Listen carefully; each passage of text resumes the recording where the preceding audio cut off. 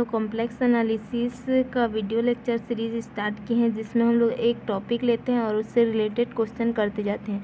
तो हम लोग का यह टॉपिक जो है इंटायर फंक्शन चल रहा है। इससे रिलेटेड हम लोगों ने बहुत सारा वीडियो अपलोड कर चुका है। मतलब इससे रिलेटेड जो भी क्वेश्चन CS या नेट में आए हैं उन सबको हम लोग कलेक्ट करते जा रहे हैं।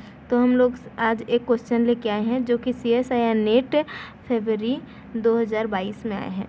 क्वेश्चन क्या कह रहे हैं देखिए, let f z be a non constant entire function and z equal to x plus iota y, let u x y v x y denote its real and imaginary parts respectively, which of the following statement is false. कौन सा statement false है बोल रहा है।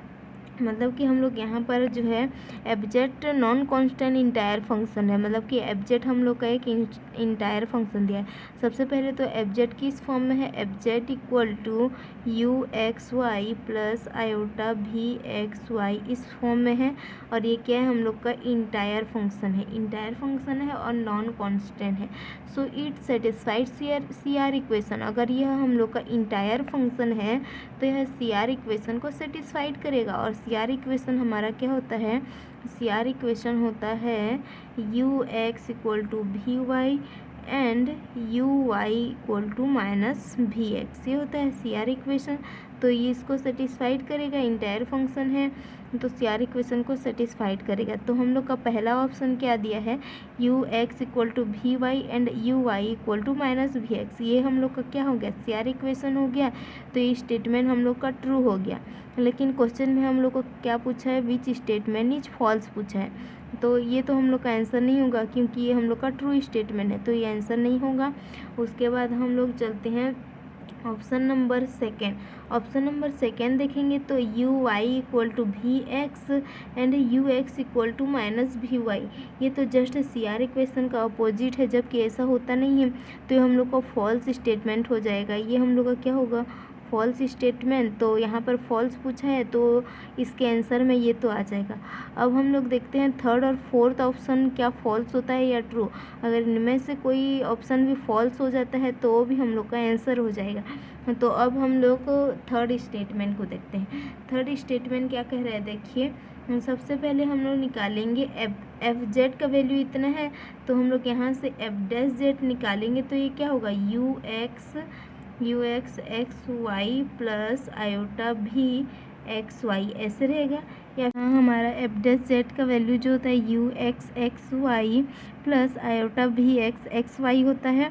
और यहाँ से हम लोग यू एक्स और हम लोग का भी एक्स का वैल्यू रखेंगे CR इक्वेशन से। तो यू एक्स हमारा क्या होता है भी वाई, और यू वाई क्या होता है हम लोग का माइनस भी एक्स। तो यहाँ से भी एक्स का वैल्यू माइनस यू वाई, इस तरह से। तो हम लोग का एफ डैश का दो वैल्यू मिलेगा, एक तो ये और एक ये। तो सबसे पहले हम लोग mod of F dash Z निकालेंगे। ये हम लोग का एफ डैश जेड का वैल्यू है, एफ डैश जेड का वैल्यू है। तो सबसे पहले mod of F dash Z निकालेंगे, फिर उसका स्क्वायर करेंगे। तो देखिए हम लोग क्या जानते हैं formula, z equal to x plus iota y या फिर z equal to x minus iota y, कुछ भी हो। तो यहाँ से हम लोग जब मॉड जेड निकालते हैं तो ये क्या होता है हम लोग का under root x square plus y square, और ये इसका भी मॉड जेड निकालेंगे तो ये भी हम लोग का under root x square plus y square, इस तरह से होता है। तो इसी फॉर्मूला का यूज करके हम लोग इसका मॉड वैल्यू निकालेंगे। तो एफ डैश जेड का मॉड क्या मिलेगा हम लोग का, अंडर रूट मिलेगा हम लोग का यू एक्स वाई का स्क्वायर प्लस भी एक्स वाई का स्क्वायर, ये मिलेगा। इस फॉर्मूला के अकॉर्डिंग ये वैल्यू मिला। इस फॉर्मूला को भी लगाएंगे तो यहाँ से ये वैल्यू भी हम लोग का मिल सकता है, भी वाई का स्क्वायर प्लस यू वाई का स्क्वायर, ऐसे भी लिख सकते हैं हम लोग इसको। तो अब हम लोग का ये तो एफ डैश जेड का मॉड वैल्यू हुआ। अब हम लोग एफ डैश जेड का स्क्वायर करेंगे, उसके मॉड वैल्यू का स्क्वायर। मतलब कि एफ डैश जेड का जब हम लोग स्क्वायर निकालेंगे तो इधर हम लोग स्क्वायर कर देंगे तो ये क्या हो जाएगा, स्क्वायर रूट कैंसिल हो जाएगा। तो ये यू एक्स वाई का स्क्वायर प्लस भी एक्स वाई का स्क्वायर, इस तरह से मिलेगा। और इसी तरह हम लोग का भी वाई का स्क्वायर प्लस यू वाई का स्क्वायर, ये मिल जाएगा। तो यू एक्स वाई का स्क्वायर भी एक्स एक्स वाई का स्क्वायर इस तरह से हम लोग का मिल गया। तो ऑप्शन नंबर थर्ड और फोर्थ को देखेंगे तो ये हम लोग का जो वैल्यू है ये ऑप्शन नंबर थर्ड का वैल्यू है और ये हम लोग का ऑप्शन नंबर फोर्थ का वैल्यू है। मतलब कि एफ डैश जेड के मॉड वैल्यू का हम लोग स्क्वायर निकालेंगे तो उसका वैल्यू इस फॉर्म में रहता है, इस फॉर्म में और इस फॉर्म में। अतः हम बोल सकते हैं कि जो ऑप्शन नंबर थर्ड है और 4 है ये भी हम लोग का ट्रू स्टेटमेंट है, ये भी ट्रू है और ये भी ट्रू है। तो यहाँ पे हम लोग का स्टेटमेंट जो है कौन सा फॉल्स है उसको सेलेक्ट करने के लिए बोला था। तो हम लोग का फॉल्स स्टेटमेंट ओनली हम लोग का स्टेटमेंट 2 है। अतः हम लोग का इस क्वेश्चन का राइट आंसर हो जाएगा ऑप्शन नंबर 2, यही हम लोग का राइट आंसर होगा।